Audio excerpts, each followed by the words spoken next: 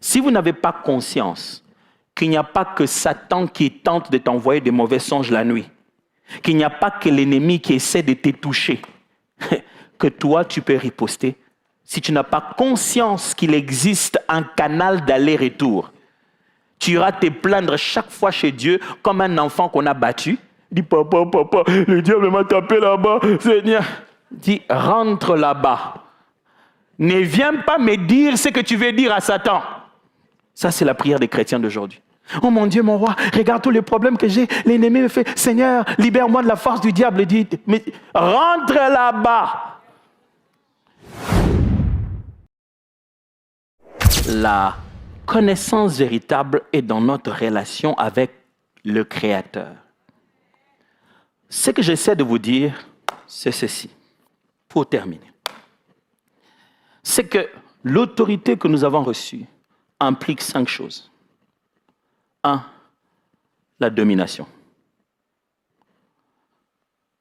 Vous ne pouvez pas exprimer votre autorité spirituelle si vous avez peur d'avoir en vous un aspect que je vais appeler, je trouve un meilleur mot, un aspect que je vais appeler agressif. Je vais appeler ça comme ça. Écoutez-moi, vous ne pouvez pas être autoritaire en étant bonbon biscuit avec tout le monde. Chaque fois que l'autorité veut s'exprimer, vous sentez une sorte de poussée d'adrénaline, n'est-ce pas? Quand vous voulez exprimer, vous changez de voix, vous sentez que tout en vous se crispe. C'est normal. Parce que vous pouvez être un Dieu bon, mais créer l'enfer. Et être capable de gérer les deux en toi. Dieu n'est pas corrompu dans son amour parce qu'il a fait l'enfer.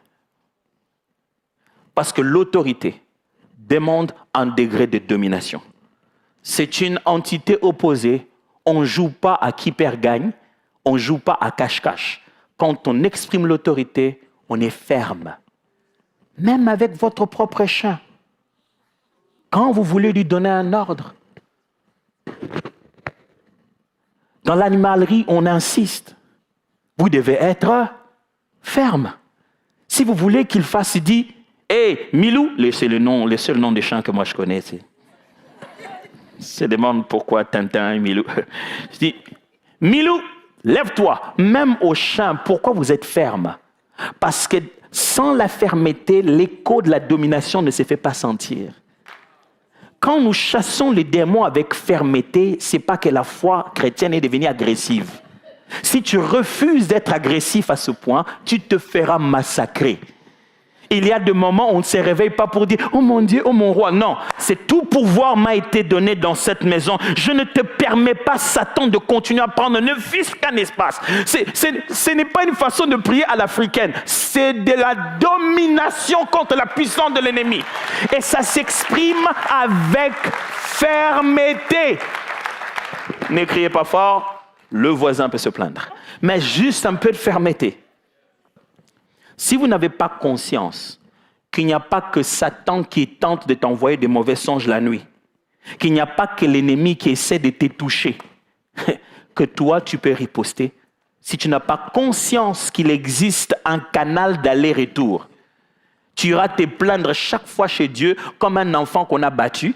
Dis, papa, le diable m'a tapé là-bas, Seigneur. Dis, rentre là-bas. Ne viens pas me dire ce que tu veux dire à Satan. Ça, c'est la prière des chrétiens d'aujourd'hui. Oh mon Dieu, mon roi, regarde tous les problèmes que j'ai. L'ennemi me fait, Seigneur, libère-moi de la force du diable. Dit, mais rentre là-bas. Est-ce que quelqu'un m'entend très bien aujourd'hui? Dieu dit, ne viens pas te plaindre ici. Rentre là-bas, tout pouvoir t'a été donné.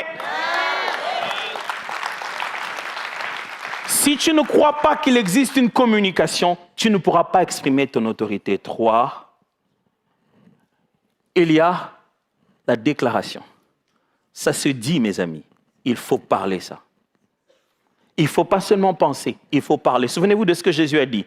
Si tu as la foi, tu diras à cette montagne. Tu ne feras pas. Non, tu diras. Comment Dieu est-il autoritaire dans l'univers? Au commencement, Dieu dit. Et rien de ce qui a été fait n'a été fait sans elle. Frère, tu n'auras pas d'autorité si tu ne parles pas. il faudra finalement parler, pas murmurer, parler.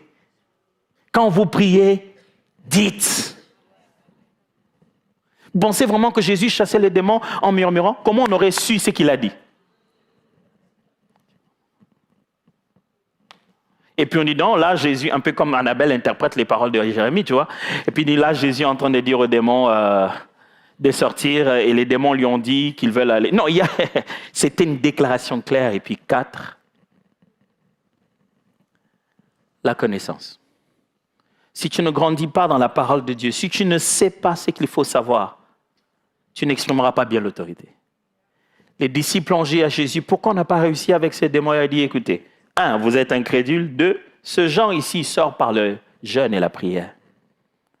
Si tu veux monter de rang, tu dois monter de connaissances.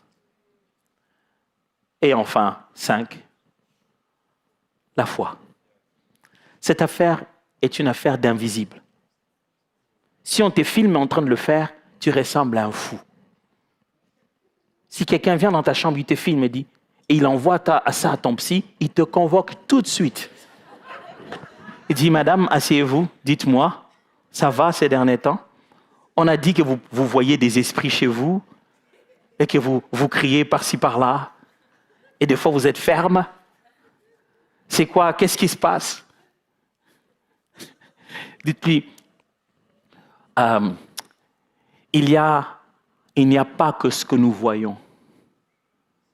Je crois que ce qui est visible est commandé par l'invisible. Et je vais avoir le pouvoir dans l'invisible. Il n'y a pas 36 chemins. Il faut croire d'abord. C'est la base de tout le mensonge. Peut-être que vous êtes ici ce matin et cette histoire de Jésus et de l'Église, c'est beau pour décembre. En plus, il fait froid, je vais quand même m'échauffer avec les gens. Mais ce matin, Jésus vous a appelé ici pour un but. Commencez à corriger la base. Le diable vous ment. Il vous ment. Cette vie-là n'est pas la vôtre. Le diable vous ment. Revenez chaque fois le soir, fatigué, épuisé. Tu as dit que c'était du plaisir. Pourquoi c'est le matin, ça fait autant mal? C'est que quelque part, quelque chose ne va pas. Et si ce matin, c'était le jour de votre salut? Et si ce matin, c'était le jour où vous cessez de subir et que Jésus récupère la même personne que eux, ils connaissent les faiblesses. Il dit, laissez-moi, je veux le changer lui et je vais le renvoyer là-bas pour détruire la puissance de l'ennemi. Si ce matin, c'était le jour où Dieu t'a appelé pour bouleverser complètement ton histoire, j'aimerais qu'on commence par là, en baissant seulement nos têtes.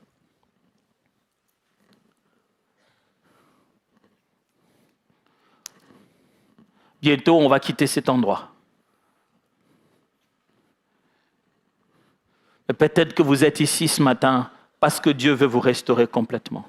Et pour ça, il veut d'abord que vous donniez votre vie à Jésus. Que vous commenciez à croire. Oh, ces histoires de l'Église, c'est bien, c'est beau, je vois, mais moi, je ne crois pas à vos choses-là. Ce ne sont pas nos choses. C'est l'amour de Dieu pour toi. Et ce matin, quelque part, tu t'en es rendu compte que le Seigneur t'aime tel que tu es. Et ce matin, tu m'aurais dit, oui, prédicateur, je vais donner ma vie à Jésus. J'aime toujours croire que ce n'est pas nous qui donnons la vie à Jésus, mais c'est Jésus qui nous donne sa vie et nous acceptons de l'offrir. Ce matin, Jésus a une vie à vous donner au milieu de votre douleur, au milieu de votre sécheresse. Une vie qui vous mettra au-dessus de l'ennemi et des forces du mal. Mais pendant longtemps, vous avez vécu votre vie comme vous l'avez voulu, comme vous avez pensé le faire, mais vous savez que ça ne marche pas. Et ce matin, le Seigneur vous dérange du fond de votre cœur. Vous devez mettre votre vie en ordre. Les choses doivent changer. Vous ne pouvez plus vivre comme ça. Vous avez besoin d'aide. Vous avez besoin de Jésus dans votre cœur. Voici ce que je vous demande. De là où vous êtes, levez-vous. Si vous voulez répondre à cet appel et avancez ici devant. Qu'on prie ensemble pour que vous donniez votre vie à Jésus pour toujours. Si c'est à vous que j'ai parlé dans cette assemblée, dans cette prédication, si c'est de vous que je parle, qu'il s'agit de vous, que vous voulez donner votre vie à Jésus, vous voulez recevoir cette vie de paix que Jésus donne, cette délivrance éternelle. Levez-vous. Juste là où vous êtes. Merci de le faire. Bienvenue. Venez ici devant là où Jésus-Christ nous qualifie. Là où Jésus-Christ nous transforme. Merci. Il vous qualifiera. Il vous qualifiera à tous ceux qui l'ont reçu, à tous ceux qui croient en son nom. Il leur a donné le pouvoir de devenir enfants de Dieu. On ne tirera pas plus en longueur. Je veux juste que ceux pour qui on a parlé, à qui on a parlé, de qui on a parlé, faites ces pas en avant. Avancez. Merci pour ceux qui viennent. Il y a suffisamment de place pour tout le monde. Pour tout celui qui prend la décision ce matin, il y a de la place. Gloire à Dieu. C'est peut-être ce matin, il n'y en aura peut-être pas un deuxième, il n'y en aura peut-être pas un troisième. Les dimanches prochains, peut-être que tu ne viendras pas, tu ne sais pas ce que le temps nous prévoit, tu ne sais pas ce que l'hiver attend. Je t'en supplie, ne rate pas cette occasion d'aujourd'hui. C'est aujourd'hui ou peut-être que jamais ça va revenir.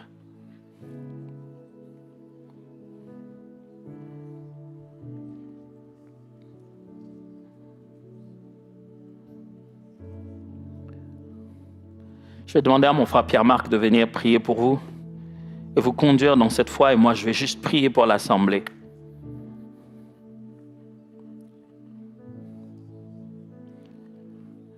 Mais pour nous tous qui sommes encore là, si ce matin vous vous êtes dit, pasteur, je crois que je vais récupérer ma place d'autorité. Levez-vous alors. Juste de là où vous êtes, vous n'avez pas besoin d'avancer. Si vous pensez qu'en écoutant ce message, vous êtes dit, je crois qu'il faut que je récupère ma place d'autorité et que je l'exerce comme il se doit. Je crois que j'ai dû croire à un mensonge. L'ennemi m'a menti sur ça. Ce n'était pas comme ça. Et j'aimerais récupérer ma place de l'autorité. Gloire à Dieu. Gloire à Dieu. Gloire à Dieu. Et j'aimerais vous demander, vous tous qui vous êtes levés tout à l'heure, de lever légèrement vos mains. Et j'aimerais faire cette prière avant de nous libérer. Levez juste légèrement vos mains et j'aimerais prier avec vous.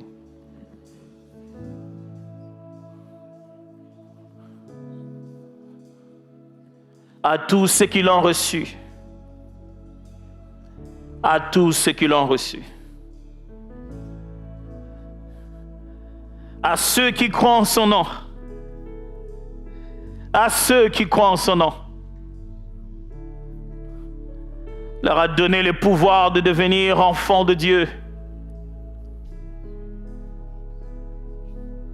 Ce n'est ni par la force, ni par la puissance, mais c'est par son esprit. Écoute-moi bien ce matin. Tu as été pardonné, racheté, lavé, équipé, entraîné, envoyé pour être un vainqueur et rien ne peut te nuire. Je le déclare ce matin, rien ne nuira ni à ta santé, ni à ton bien-être, ni à ta santé physique, ni à ta santé morale, ni psychologique. Je dis que rien ne va nuire à tes finances, ni à ta famille, parce que tu as reçu le pouvoir de pouvoir détruire les forces de l'ennemi et rien ne pourra te nuire. Que tout ce qui était en train de nuire sur ta vie, à partir d'aujourd'hui, tu reprends ta place autoritaire. Ce n'est plus le temps de subir, c'est le temps de dominer au nom de Jésus. Ce n'est plus le temps de subir, c'est le temps de dominer aujourd'hui au nom de Jésus. En sortant de cet endroit, pars comme quelqu'un qui sait qu'il est en train de dominer au nom de Jésus, qui n'est pas en train de subir. Que cette victoire de Golgotha soit ton partage et tu cries très fort avec moi, Amen. Dieu vous bénisse, un très bon dimanche à vous. Voyons-nous le dimanche prochain. Gloire à Dieu.